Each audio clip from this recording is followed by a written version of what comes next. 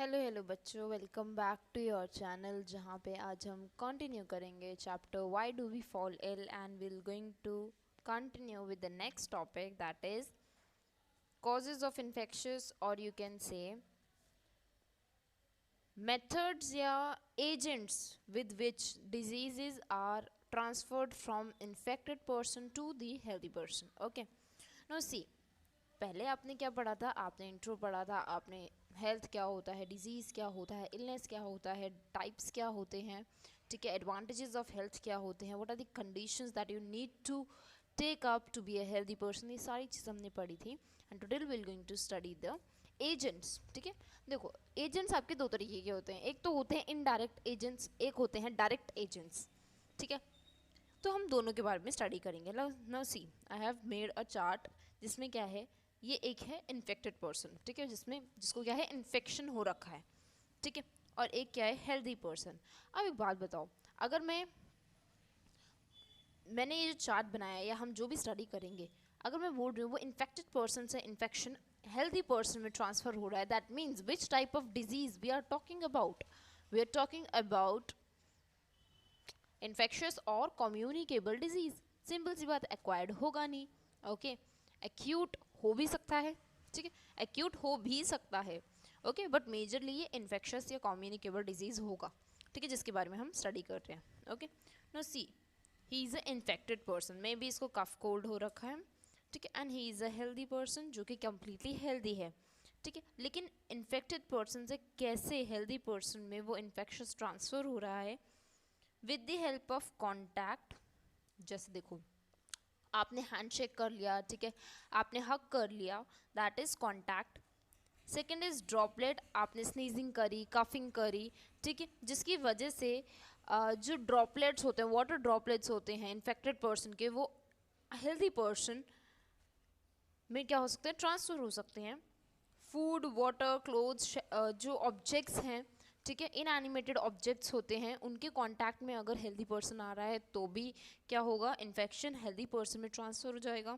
Okay, with the help of some animal bite, for example like जैसे मेरे साथ होता है, मेरा एक पेट है, ठीक है, लाइक स्ट्रीट पेट है वो, ठीक है, तो जब मुझे कफ कोल्ड होता है तो उसको भी कफ कोल्ड हो जाता है. रीज़न क्या है, जब वो जो ड्रॉपलेट्स है, स्नीजिंग है, कफिंग है, या जो इन्फेक्शन है वो एक इन्फेक्टेड पर्सन से दूसरे इन्फेक्टेड पर्सन में भी ट्रांसफर हो रहा है. Okay, from mother to the child by placenta, example AIDS and syphilis. ठीक है, ऐसा भी होता है, कुछ ऐसे डिजीजेस होते हैं जो मदर से फीटस में या फीटस में ट्रांसफर हो जाते हैं with the help of this placenta. ठीक है, placenta is nothing but a tube which connects mother and foetus. Okay, जैसे एग्जांपल एड्स की प्रॉब्लम और सिम्फिलिसिस की प्रॉब्लम. और एड्स की प्रॉब्लम क्या होती है, मैं आपको एक ब्रीफ बता देती हूँ. एड्स क्या होता है, एड्स होता है जिसमें आपका एक ह्यूमन इम्यूनो वायरस आपकी बॉडी में अटैक कर देता है, जिसकी वजह से आपकी इम्यून सिस्टम वीक हो जाती है. Okay, second transferable things can be dogs की वजह से हो जाता है. जैसे जो ऐसे स्ट्रीट डॉग्स होते हैं जो मैड होते हैं, ठीक है, उनमें क्या होता है, रेबीज़ वायरस कंटेंड होता है, जब वो बाइट करते हैं तो रेबीज़ हो जाता है आपको. ठीक है, स्पिटिंग, बिल्कुल जैसे कफ कोल्ड है, अगर उसने स्पिटिंग करी है तो इन्फेक्टेड पर्सन से वो डिजीज़ हेल्दी पर्सन में भी ट्रांसफ़र हो सकता है. टाइफाइड, डायरिया भी ट्रांसफरेबल है. ठीक है, अगर आपने कुछ गलत पानी पिया है, पानी इंटेक गलत लिया है, ठीक है. इंसेक्ट बाइट, बिल्कुल जैसे देखो, मलेरिया जो होता है वो एक पर्सन से दूसरे पर्सन नहीं फैलता, मतलब वो डायरेक्ट कांटेक्ट पे नहीं फैलता, लेकिन मलेरिया को फैलाने वाला एक मस्कीटो जो पहले पर्सन के बॉडी पे बैठा था, अब वो हेल्दी पर्सन पे बैठा हुआ है, तो उसने क्या किया, जो इन्फेक्टेड पर्सन पे आए थे क्या, बैक्टीरिया, ठीक है, उसको कैचअप किया और हेल्दी पर्सन में इन्वेट कर दिया. ठीक है, जिससे क्या हुआ, इन्फेक्टेड पर्सन को जो प्रॉब्लम थी वो हेल्दी पर्सन को भी प्रॉब्लम हो चुकी है.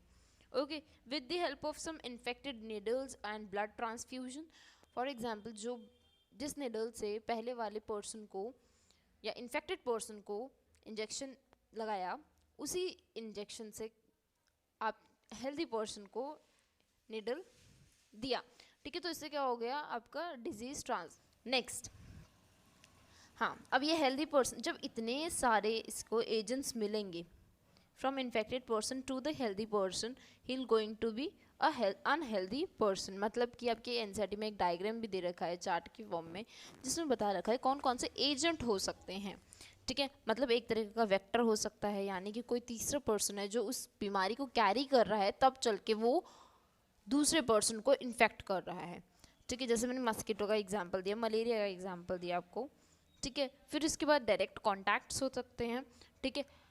फिर मैंने ये भी बताया in animated object that is surrounded by infected person if comes in the contact of healthy person will going to make that healthy person to unhealthy person, okay, और इन्फेक्टेड पर्सन ऑल्सो, ठीक है। So these all are the agents of causing a disease from infected person to a healthy person, okay. Next is, ये एक short glance है, अभी इसके बारे में हम डिटेल में पढ़ेंगे, ठीक है, जिसमें मैं आपको डायग्रामेटिकली और अच्छे से एक चार्ट बना के मैं आपको समझाऊंगी।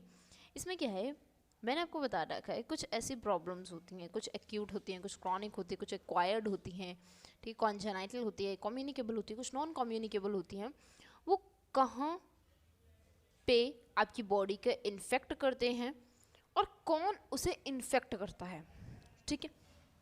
देखो, कोई भी ऐसी बॉडी को हार्म करने वाला ऑर्गेनिज्म, ठीक है, जो बॉडी को बहुत हार्म कर रहा है, अनकंफर्ट दे रहा है, डिसऑर्डर्स दे रहा है, अनकंफर्टेबल जोन ला रहा है, उन और माइक्रो ऑर्गेनिजम्स को हम क्या बोलते हैं, पैथोजेंस बोलते हैं। क्या बोलते हैं, पैथोजेंस बोलते हैं। अब पैथोजेंस के भी बहुत सारे टाइप्स होते हैं, like viruses, bacteria, okay, protozoans, fungus, ठीक है। आप इतने सारे पढ़ते हो, तो उनमें से ही कुछ ऐसे हमने उठाए हुए हैं जो आपकी मोस्ट कॉमन एनसीईआरटी में गिवन है, okay. The first and foremost and a very common day to day life में जो होता है, that is cough and cold, common cold, okay, which is caused by a virus which is again a pathogen, ठीक है। अगर ये आपकी body में एंटर हो गया तो ऑब्वियसली बात है ये नोज़ के थ्रू ही एंटर होगा, ठीक है, और नोज़ के थ्रू एंटर होगा और ये आपके नोज़ को ही क्या करता है, ब्लॉक करता है, okay.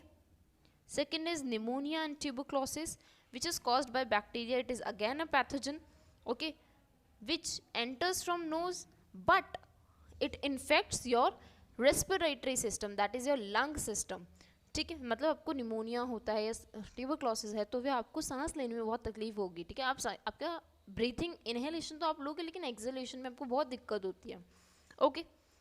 Next is malaria which is infected by mosquito, okay, which is a vector और कैरियर जो कैरी करता है उस इन्फेक्शन को, ठीक है, and infect your blood, okay.